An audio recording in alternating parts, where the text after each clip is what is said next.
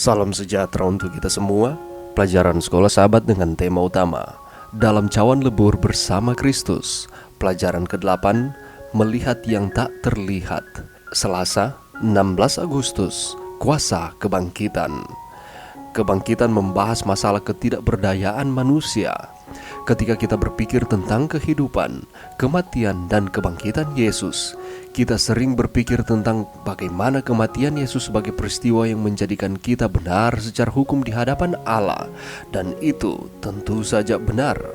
Namun, kebangkitan menambahkan dimensi khusus pada keselamatan. Kebangkitan Yesus bermakna bukan hanya karena itu menunjukkan kepada kita bahwa suatu hari nanti kita juga akan dibangkitkan.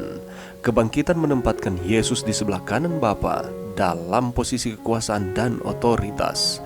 Kuasa kebangkitan ini adalah kuasa yang sama yang Allah sediakan bagi kita hari ini. Dalam Efesus 1 ayat 18-23, Paulus berbicara tentang kuasa Allah.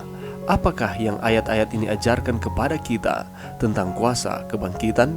Pengharapan dan janji apakah untuk diri Anda sendiri yang dapat Anda temukan dalam ayat-ayat ini? Paulus berdoa agar jemaat Efesus memahami beberapa hal yang dapat dipahami dengan benar hanya dengan bantuan ilahi. Yang pertama, bahwa ada pengharapan transformasi dan masa depan kekal di mana Yesus telah panggil kita. Yang kedua, bahwa kita memahami kekuatan yang dimanifestasikan untuk kita. Paulus kemudian mencoba menggambarkan betapa menakjubkan kuasa ini. Kuasa yang tersedia bagi kita hari ini adalah kuasa yang sama yang membangkitkan Yesus tidak hanya dari tanah dan hidup kembali, tetapi ke tempat kuasa di sebelah kanan Bapa. Tetapi Paulus tidak berhenti di situ. Kebangkitan tidak hanya memberi Yesus segala jenis kuasa, tetapi kuasa untuk memerintah dan menyediakan setiap hal yang mungkin dibutuhkan umatnya untuk selama-lamanya.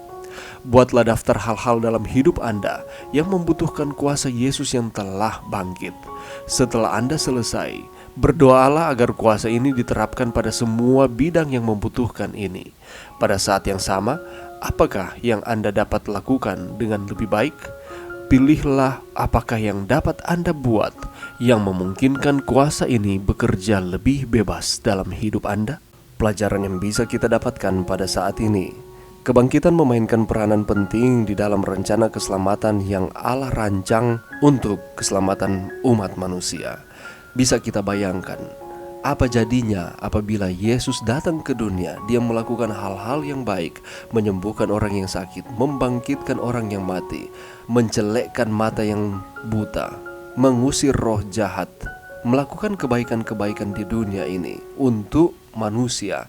Dan pada akhirnya ia mati di kayu salib, tetapi setelah itu tidak dibangkitkan. Kalau terjadi seperti itu, maka sia-sialah segala sesuatu yang baik yang dilakukan oleh Yesus selama ia hidup di dunia ini untuk keselamatan manusia. Karena Yesus tidak menang terhadap maut, tetapi puji Tuhan, rencana keselamatan tidaklah terjadi seperti itu. Tetapi sebaliknya, Yesus melakukan hal-hal yang baik untuk keselamatan manusia. Dia mati di kayu salib dan setelah itu ia bangkit. Dan ini merupakan pengharapan bagi kita umat-umat percaya. Alkitab menempatkan kebangkitan di jantung iman kita kepada Tuhan dan harapan untuk masa depan. Kejahatan dan kematian akan berakhir dengan kebangkitan orang-orang yang menaruh kepercayaan mereka kepada Tuhan. Kita memiliki janji kebangkitan oleh karena Yesus, Dia menang terhadap kematian. Dia dibangkitkan dan saat ini ia duduk di sebelah kanan Bapa. Dia diberikan otoritas dan wewenang, dan kuasa tersebut akan tersedia bagi kita apabila kita setia kepada Tuhan, percaya sepenuhnya kepada Tuhan. Kita akan mampu menghadapi tantangan di dalam kehidupan kita. Pemulihan dijamin oleh kebangkitan Kristus yang menunjukkan keilahiannya.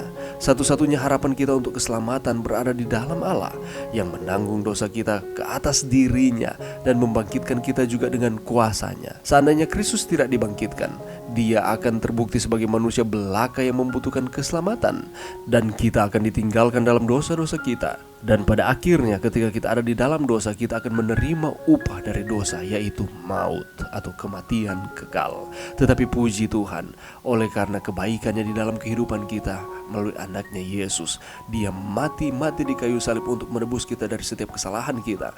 Dan ia bangkit, dia mengalahkan maut, memberikan jaminan kepada kita yang percaya kepadanya. Janji Tuhan tentang kebangkitan adalah cara terbaik untuk menjelaskan kerelaan Tuhan bagi umatnya untuk menderita dan mati. Rasul Paulus menegaskan, tetapi hal itu terjadi supaya kami jangan menaruh kepercayaan pada diri kami sendiri, tetapi hanya kepada Allah yang membangkitkan orang-orang mati. Tuhan mampu untuk berbicara, membiarkan umat atau anak-anaknya menderita dan mati karena dia menciptakan mereka.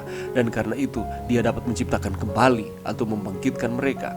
Memang akan cukup mulia bagi mereka yang menaruh kepercayaan mereka kepada Tuhan untuk mati bagi dia bahkan tanpa kemungkinan kebangkitan. Tetapi hasil seperti itu pada akhirnya akan membuat Tuhan kehilangan status dan kuasanya sebagai pribadi yang dapat menciptakan kehidupan dari ketiadaan.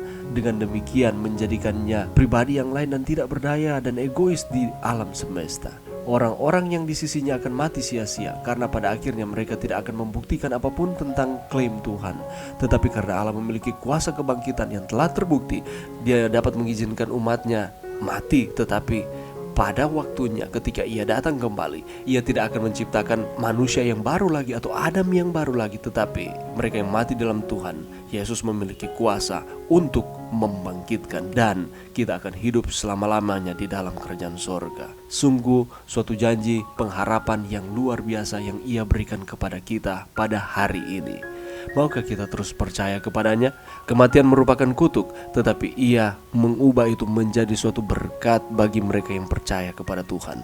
Itulah sebabnya di kitab Wahyu mengatakan, berbahagialah mereka yang mati di dalam Tuhan, karena ada upah kebangkitan. Mari berdoa. Terima kasih Tuhan atas firman-Mu pada saat ini. Yesus yang mampu mengalahkan maut dan memberikan janji kepada kami untuk terus berpengharapan di dalam Tuhan. Di dalam nama Yesus, amin.